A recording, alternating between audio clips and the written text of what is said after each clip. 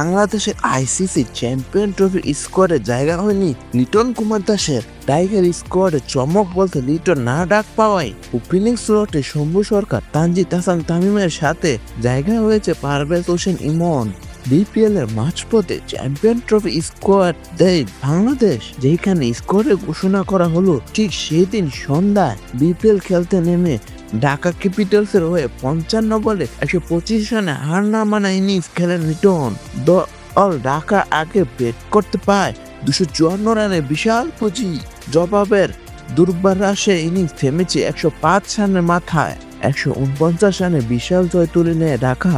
Match শেষে সংবাদ সম্মেলন এসেছেন লিটন। দল থেকে বাদ পড়াকে ইতিবাচকভাবে নিয়েছেন তিনি।